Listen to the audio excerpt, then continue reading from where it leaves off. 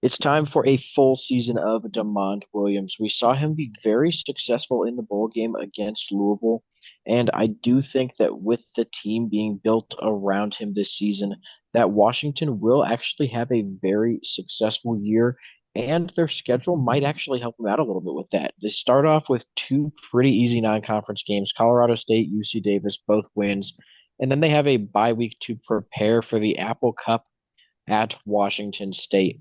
This one also going to be a pretty good game, but I trust Washington a lot more than Washington State right now. The Cougars losing John Montier to the transfer portal. I think early on in the season, especially, they're going to struggle a little bit. So I like Washington pretty big here to move to 3-0 heading into their matchup with Ohio State. Yeah, and unless Zevi Eckhouse turns into the next great Washington State transfer quarterback, like what we expect out of John Matier, then I don't think Washington State will be able to stand much of a chance, especially with Jonah Coleman returning as Washington's starting running back who can relieve some of the stress that Damon Williams might feel in his first full year as a starter. But in that Ohio State game, it's going to be really, really interesting because Husky Stadium is one of the toughest places to play in the country. And this is a young Washington team that has a lot of potential. If you want to look at it, Washington last year did beat Michigan, and Michigan did end up beating Ohio State. Obviously, transitive property doesn't work like that, but Washington has the capability to compete with good teams, especially after a mediocre season last year. I think they're going to be back with a lot more firepower. And Ohio State, they are reloading. Maybe there's a chance for some upset potential here because it's a road game for the Buckeyes. But the Buckeyes do one thing pretty well, and that is win on the road in tough environments or play very well in road environments. I think Ohio State, especially with Jeremiah Smith, is going to be able to handle whatever Washington throws their way, dropping the Huskies to 3-1. I do think it'll be a lot closer than people expect, though. The Huskies were undefeated at home last season, and we saw Ohio State lose that really close road game to Oregon. They're going to have a young starting quarterback. There's definitely a lot of things that say that Washington could pull off the upset, but we're just not going to pull the trigger on that one today. Next up is a road trip to Maryland. This is a really long road trip for Washington, but the good news, Maryland's not a very good team. I really don't think they're going to struggle much here or with their next game back at home against Rutgers. If we're talking about the possibility of Washington maybe upsetting somebody like Ohio State at home, then I don't see any way that Rutgers is able to compete in that Washington environment either. So I think it'll be two pretty easy games after that Ohio State game to warm up for Michigan at 5-1. And this will be another solid rematch after Michigan beat them in the national championship 2 years ago. Washington got the better of them last season at Husky Stadium, but now they have to go on the road to the big house to play the Wolverines. And Bryce Underwood is the expected starting quarterback for this Michigan offense. A lot of hype surrounding him after being the top ranked quarterback in his high school class. Bryce Underwood has so much pressure on his shoulders to pan out, especially in his freshman season. I think he will be pretty solid, especially playing behind a Michigan offensive line that is good year in and year out, and with the defense that will give him many opportunities. It's just a matter of can he get the job done. I don't know if he's going to be up to the task against a Washington team that is returning a lot of starting production.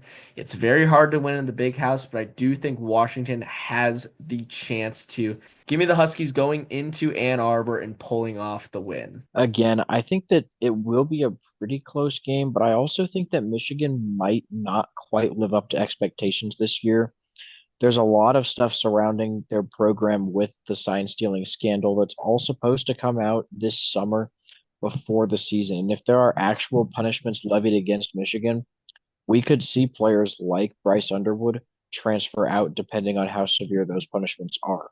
So it's really tough to say what's going to happen with Michigan at all until, we get closer to the start of the season and know what their roster is actually going to look like.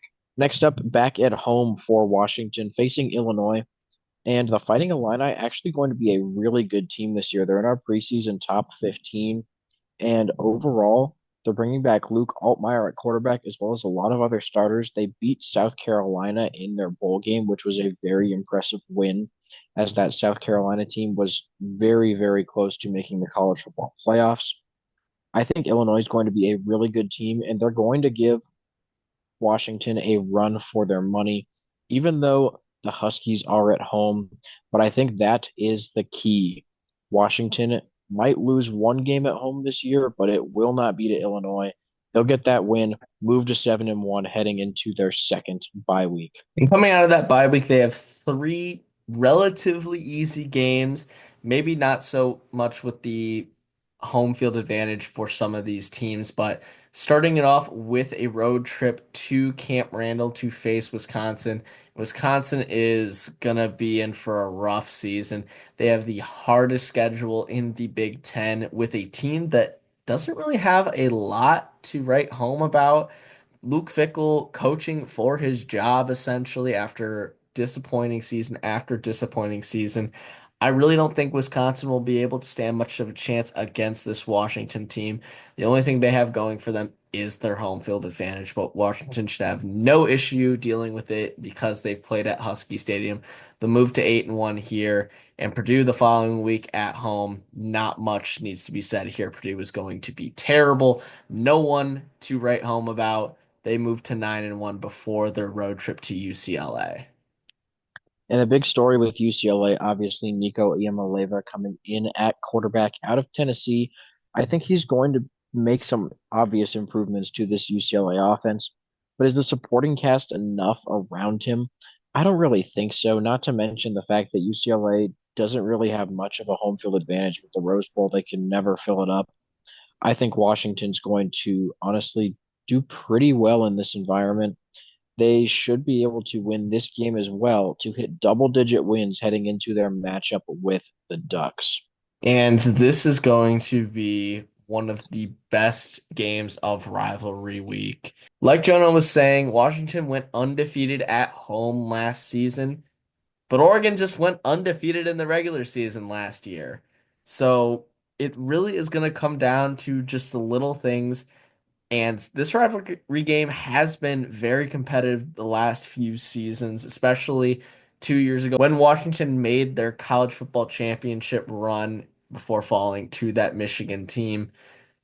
There's potential here if Damon Williams is the player we expect him to be. I think they are going to be really competitive against an Oregon team that has some questions at the quarterback position. I do think Oregon has the better weapons surrounding their quarterback, and defensively, I think they will be slightly ahead of a Washington team that is bringing in a lot of defensive lineman transfers and a couple guys in the secondary, even though the secondary will still have some of their key contributors from last season. It'll be a dogfight to the end. I do think the Ducks will be able to pull off a win at Husky Stadium. That's not to say that Washington can't necessarily win. The schedule, not too terribly difficult, honestly, with Ohio State and Oregon being your toughest games. It's not easy. They're going to lose both of those most likely. I will say 11-1 is possible in my mind, though, but that just seems a little bit too crazy to predict with a young quarterback, which is why 10-2 seems a lot more likely and even outperforming expectations for a lot of people. Our way too early prediction was just that 10-2 with a projection of 7.6 wins. So well over the projection, but that projection has increased pretty well all the way up to 8.5 wins, 5.8 and 3.2 in Big Ten play. The floor for Washington going to be 6-6. There's a lot of games on here that could maybe go either way, but we still feel pretty good about Washington winning.